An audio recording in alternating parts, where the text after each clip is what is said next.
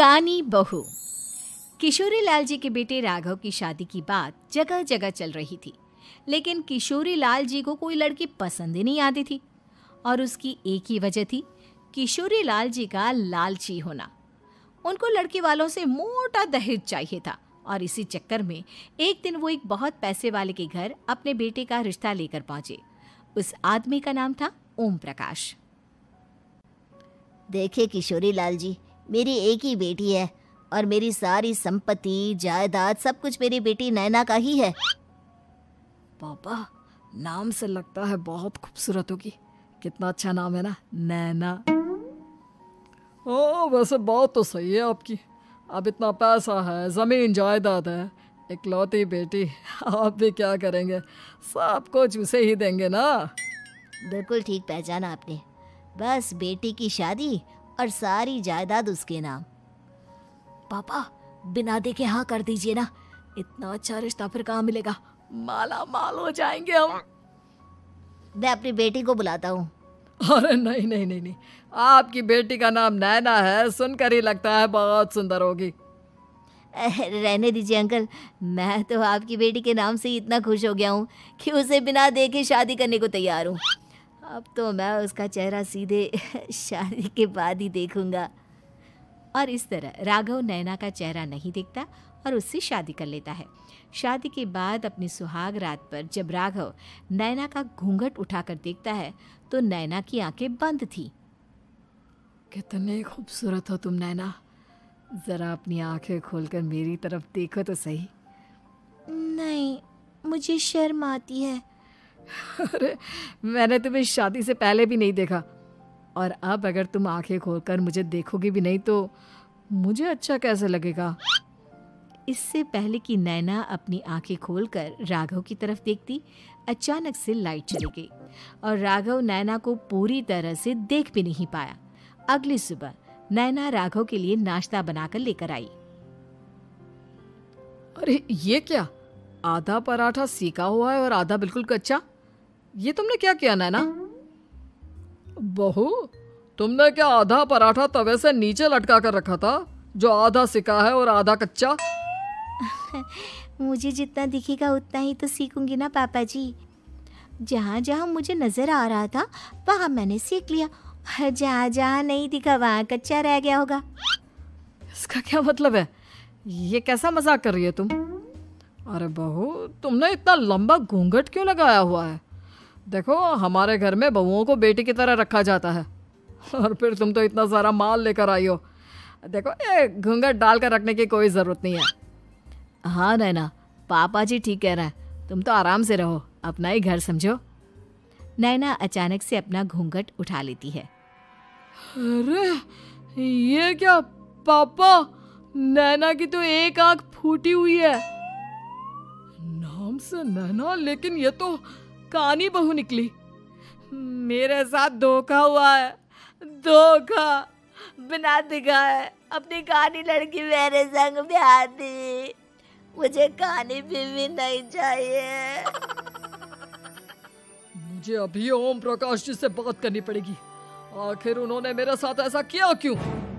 अरे, आप लोगों ने ही तो पापा से कहा था कि आप लोग शादी से पहले मुझे देखना नहीं चाहते। अब मेरे पापा पर क्यों इल्जाम लगा रहे हैं? अरे लेकिन उन्हें बताना तो चाहिए था ना कि तुम कानी हो, एक आंख से तुम्हें दिखाई नहीं देता। किशोरी लाल और राघव नाराज होकर ओम प्रकाश को अपने घर बुलाते हैं। पापा जी, ये आपने क्या किया? शादी से पहले बताया क्यों नहीं कि नैना की आंखों में परेशानी है? अरे, आप ही ने तो लड़की देखने से मना कर दिया था। और लेकिन आप बता तो सकते थे। आपको तो हमारी बेटी की प्रॉपर्टी चाहिए थी, वो भी पूरी की पूरी। अब क्या हुआ अगर उसे आधा दिखाई देता है? प्रॉपर्टी तो आपको पूरी मिल गई ना। अरे ये क्या बात हुई? मेरी शादी प्रॉपर्टी से नहीं, आपकी बेटी से हुई है।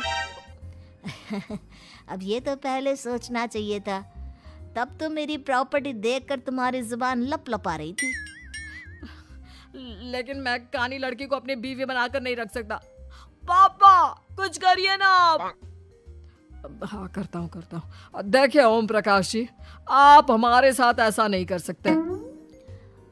और तुम देखो, अगर तुमने मेरी बेटी से शादी तोड़ी ना, तो जो भी प्रॉपर्टी मैंने तुम्हें दी है वो तो पूरी की पूरी वापस ले ही लूँगा, और आधी प्रॉपर्टी तुम्हारी भी लूँगा। अरे मेरी आधी प्रॉपर्टी भला क्यों लेंगे आप? इसलिए क्योंकि मेरी बेटी को आधा नजर आता है और उसकी नज़र अभी तक तुम्हारी आधी जायदाद पर ही पड़ी है। अब तुम उसे घर से निकालोगे तो कुछ तो लेकर जाएगी ना। और अगर हम आपकी बेटी को अपने घर की बहू बनाकर रखे तो? तो तुम्हारी पूरी प्रॉपर्टी तुम्हारी ही रहेगी, और जो मैंने तुम्हें दिया है ना, उसमें से बस मैं आधा लेकर जाऊंगा। अरे लेकिन अब आप अपनी दी हुई प्रॉपर्टी में से आधी वापस क्यों लेकर जाएंगे? अगर मैं आपकी बेटी को अपनी पत्नी बनाकर रखने को तैयार हूं तो? इसलिए ताकि भविष्य में अगर तुम मेरी बेटी को धोखा दो तो उसके पास कुछ तो रहे जो पति का हो। वैसे मेरे पास तो बहुत कुछ है, लेकिन अपने पति की कोई निशानी तो उसके पास होनी चाहिए ना।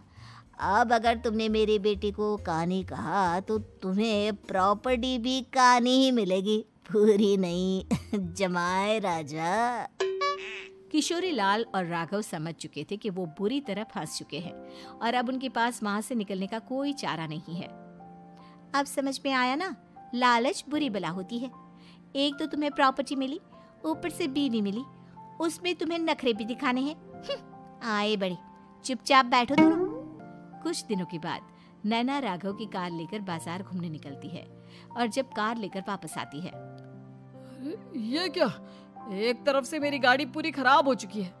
लगता है तुमने मेरी गाड़ी को किसी दूसरी गाड़ी के साथ एक्सीडेंट किया है। अरे अरे कितना बड़ा नुकसान कर दिया तुमने बहू। वो क्या है ना पापा जी, मुझे एक आंख से दिखाई नहीं दे रहा था, सामने से गाड़ी आ रही थी।